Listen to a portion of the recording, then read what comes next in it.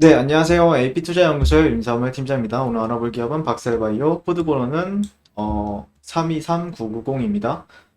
현재 시각 9월 16일 목요일 4시 20분 지나가고 있는데 일단 사실 뭐 기대를 제가 안 했어요. 기대를 안 했고 그냥 뭐 어떻게 보면은 여러분들 입장에서 진짜 좀 미안해서 방송 안 찍나? 뭐 이 생각하실 수도 있고 그 다음에 사실 그때 당시에 제가 마지막 방송을 했을 때 이게 댓글이 굉장히 많이 달려가지고 어, 좀 그냥 쉬고 싶다 이 생각이 들었었어요 사실. 네. 근데 뭐 어쩔 수가 없어요 이게. 네, 어쩔 수가 없고 그런 전략을 활용했을 때는 손절이고 근데 저라면 어땠을까를 이제 뭐 이제 박현채님 오랜만에 오셔가지고 지지선 이탈은 현실이고 손절 멘트 그리고 박스로핀 재승인이 신청. 그쵸. 근데 저 같은 경우에는 저라면 손절 못했을 것 같아요. 응. 그러니까 만약에 내가 뭐 저라면은 그러니까 이게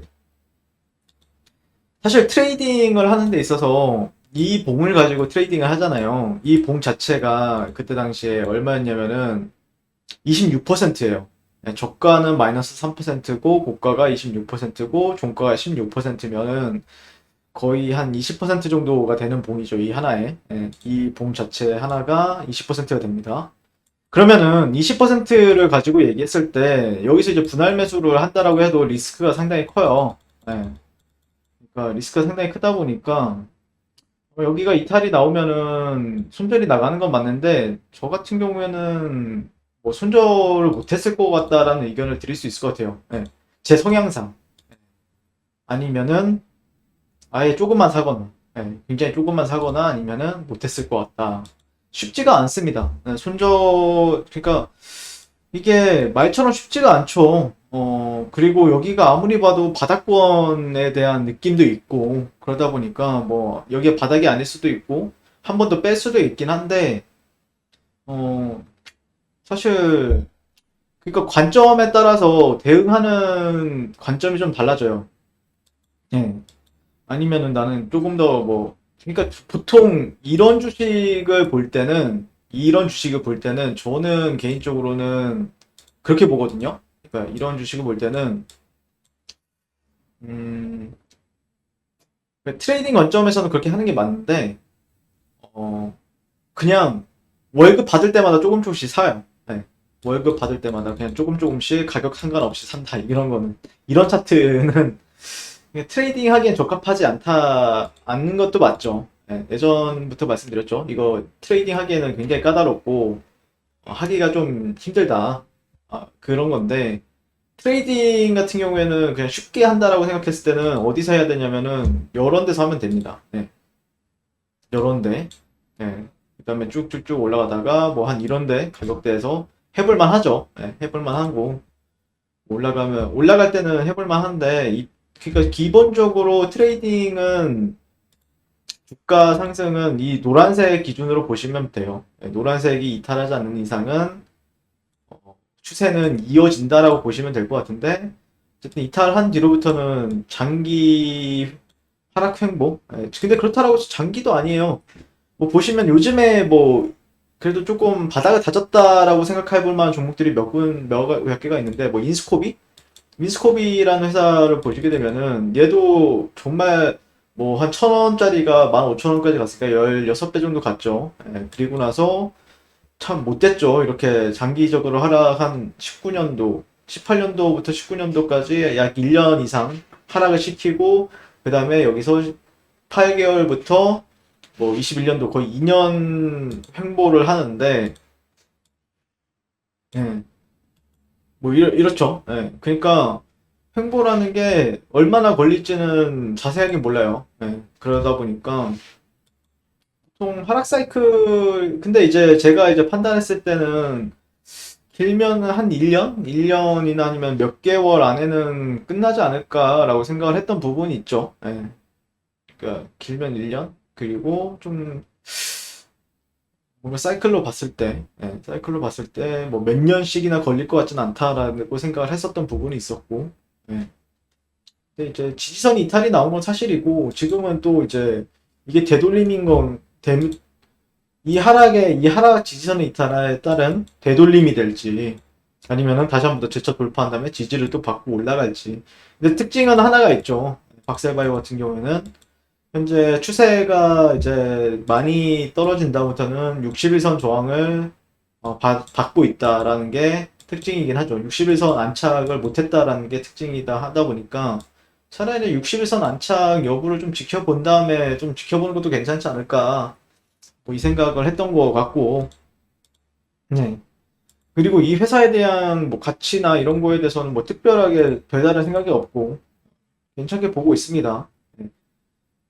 뭐 상당히 괜찮게 보고 있는 회사고 그리고 박스로킨 재승인 신청 이슈 이거를 제가 놓쳤네요. 네, 놓쳤는데 품목허가가 진행 중에 있고 사실 이게 아마 기억하기로는 올해 중순이었나 초순이었나 아무튼 그 정도에 이제 준비를 했었던 부분이 있었죠. 박스루킨 품목허가 신청에 대해서 근데 뭐 서류가 미비가 되었다라고 하면서 주가 하락으로도 작용을 했었는데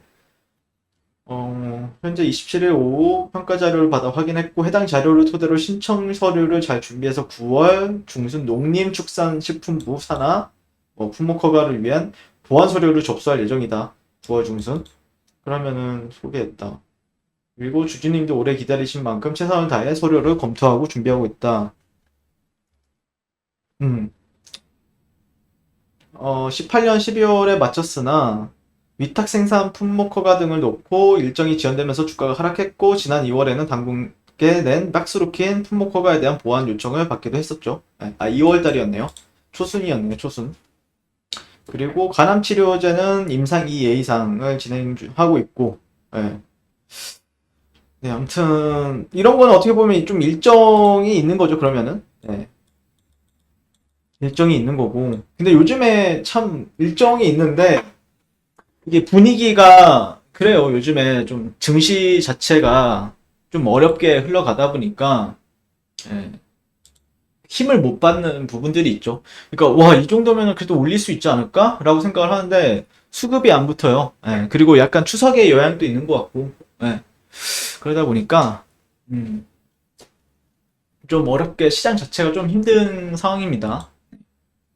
근데 힘들다가도 어느 때가 되면은 또 올라가고 그러겠죠. 그리고 9월 1일에 나왔던 거는 간암치료제 임상 2 예의상 본격화. 보통 2 예의상이라고 하면은 그렇게 뭐 이제 최근에 이제 그걸로 인해서 주가가 예전에 작년이랑 올해 초에 상당히 강하게 올라갔던 건 사실이긴 하죠. 예.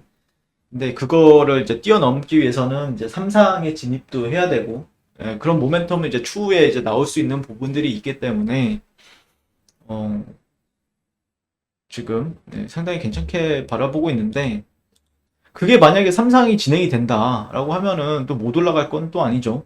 예.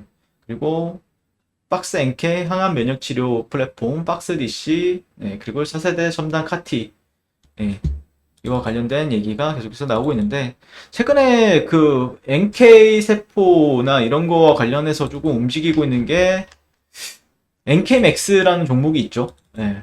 NK맥스라는 종목이 뭐 거기서도 이제 완전간해가 뭐 18명인가를 했는데 그런 임상에서 한 명이 거의 뭐 완전간해가 나왔고 뭐 3명이 암 그런 게 30%가 줄어들었고 뭐 5명인가? 5명인가 4명인가가 이제 암이 더 이상 생기지 않았다. 그러면서 주가가 일단 올라갔습니다. NK맥스가. 얘도 정말 재미없었죠, 종목이. 종목이 정말 재미없다가 최근에 이제 과연 여러 데를 이제 확실하게 돌파를 나오느냐 마느냐를 보는 건데 이런 것들도 참고 이런 회사들 NK와 관련된 NK세포와 관련된 일을 하는 회사들은 저는 항상 관심에 두고 보고 있어요. 대표적으로 녹십자 랩셀, NK맥스, 그다음에 박셀바이오 이렇게 보고 있는데 그러니까 참 이 완전간해라는 얘기가 나왔을 때 주가가 반응을 잘 하는 건 사실이죠, 또. 예, 박셀바이오도 그랬었고, 그 다음에 NK맥스도 최근에 그랬던 것 같고, NK맥스. 완전, 이게 주식하는 사람들은 참 완전 가네라는 게 먹어주는 단어예요. 예. 그러니까 그냥 주식 관점, 그러니까 기술력이 있으니까 완전 가네라는 얘기를 할 수 있는 건데, 어쨌든 완전 가네라는 얘기가 나왔을 때 시장에서는 정말 핫하게 반응을 합니다. 예. 핫하게 반응을 하더라. 이런 거는 기억해둘 필요는 있죠. 예.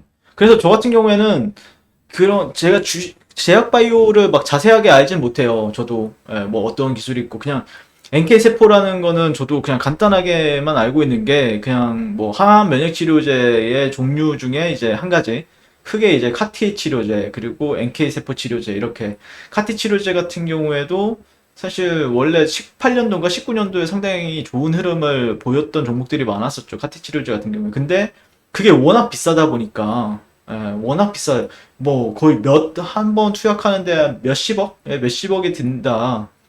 그거를 이제 엎을 수 있는 게 또 NK세포라는 게 또 이제 업데이트돼서 나왔죠. 원래 이제 카티 치료제가 혈액암 치료제로서 높은 효능을 이제 증명을 해줬었는데, 그게 이제 고형암 적응증에서는 입증을 못했어요. 예.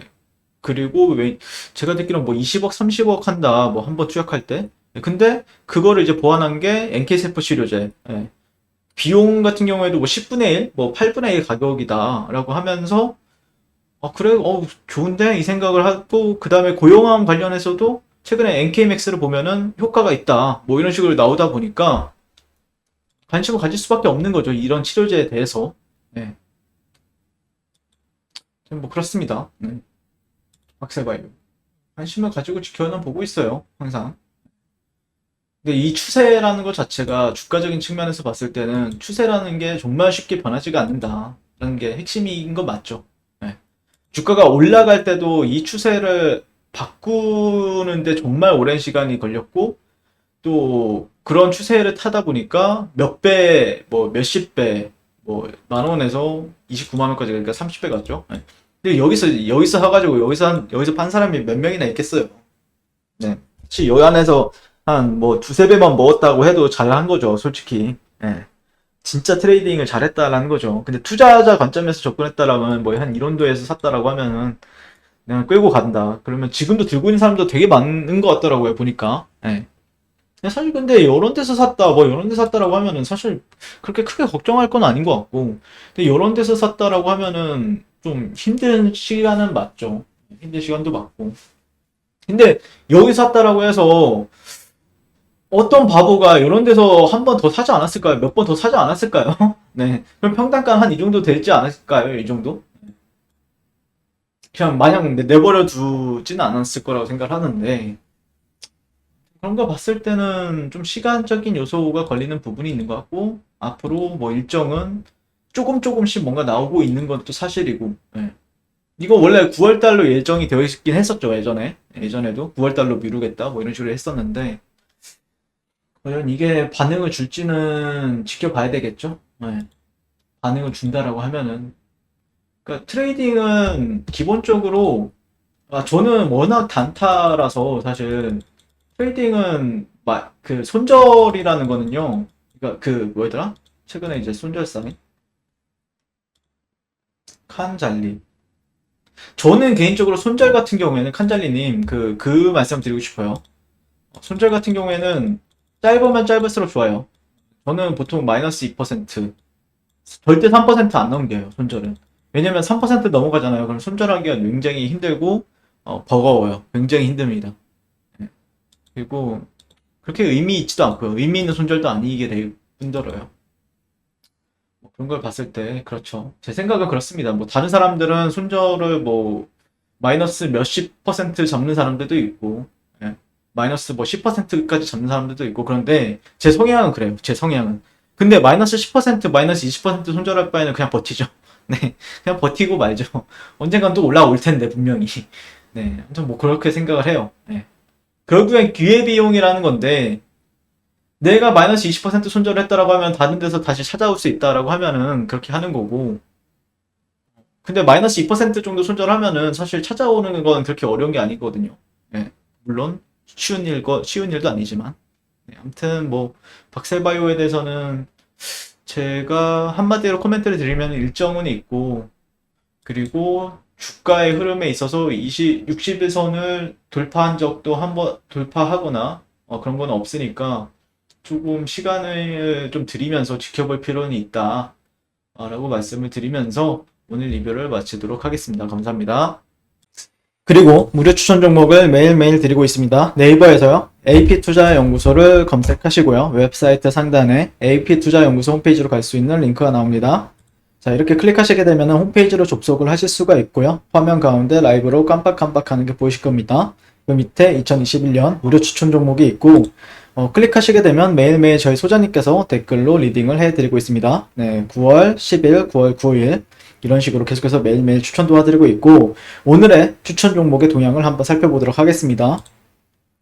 네, 7시 50분부터 댓글 리딩에 들어가신 걸 볼 수가 있고요. 간밤에 있었던, 주말 사이에 있었던 미증시에 대한 설명부터 상승과 하락에 대한 이유까지 댓글로서 리딩을 도와드리고 있습니다. 자, 그리고 9시가 되면 추천 종목이 나오게 되는데요. 종목명, 매수가, 1차 목표가, 손절가가 이제 함께 제시가 되고요. 오늘 같은 경우에는 화신重工이란 종목과 그 다음에 3일, 그 다음에 한국전력 이렇게 세 종목이 추천이 나갔습니다. 그래서 화신重工 같은 경우에 현재가 2,650원 기준 매수, 1차 목표가 2,730원, 그 다음에 손절가가 2,520원으로 대응한다 라고 이제 목표가 손절가가 명확하게 같이 제시가 되고요.